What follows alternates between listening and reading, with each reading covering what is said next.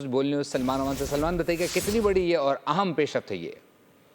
ये बहुत बड़ी पेशरफ है, जैसे कि आपने भी बताया कि पाकिस्तान ये दोनों सिस्टम जो है वो हासिल करने जा रहा है। और इससे पहले यकीनी तौर पर पाकिस्तान एयरफोर्स के अंदर चीन से 5th जनरेशन J-35 जो कि स्टेल्थ तैयारे हैं, पाकिस्तान साउथ एशिया में मुस्लिम वर्ल्ड के अंदर स्टेल्थ तैयारे अपनी फिजाइया के अंदर बाज़ाब्ता तौर पर इंडक्ट करने वाला पहला मुल्क बनने जा रहा है। और उसके साथ साथ ये दो बहुत इंपॉर्टेंट डिफेंस इक्विपमेंट्स जो हैं वो पाकिस्तान में शामिल होने वाले हैं। पाकिस्तान के फिजाई बेड़े में, पाकिस्तान के फिजाई दिफा के निज़ाम में KJ-500 एवॉक्स की बात करूं तो ये चीन के Y-9 एयरक्राफ्ट के ऊपर नस्ब है और ये जदीद तरीन इलेक्ट्रॉनिक वॉरफेयर सलाहियत के साथ इंतहाई सिक्योर डाटा लिंक फ्राहम करता है। ये 470 किलोमीटर के दायरे में 60 से 100 अहदाफ की निशानदेही कर सकता है। दूसरी तरफ HQ-19 एंटी बैलिस्टिक हाइपरसोनिक और एंटी सैटेलाइट डिफेंस सिस्टम है, जिसे अमेरिका के थर्ड सिस्टम के हम पल्ला समझा जाता है। और अगर मैं बात करूं इसकी सलाहियतों की तो ये मीडियम रेंज बैलिस्टिक मिसाइल को टर्मिनल और मिड कोर्स फेज में निशाना बना सकता है। और जो सबसे इंपॉर्टेंट डेवलपमेंट है वो ये है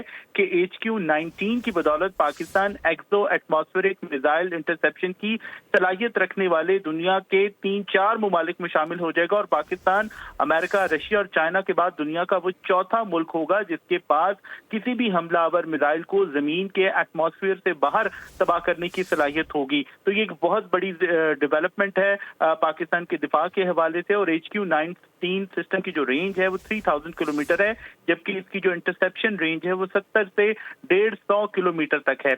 इसकी मदद से न सिर्फ पाकिस्तान की कम से कम काबिल भरोसा डेटरेंस की पॉलिसी को तकवीत मिलेगी, बल्कि जो पाकिस्तान की सेकंड स्ट्राइक कैपेबिलिटी है उसमें भी इजाफा होगा। जी बहुत शुक्रिया सलमान अपडेट करने के लिए। सब्सक्राइब करें और बेल दबाएं ताकि कोई खबर रह न जाए।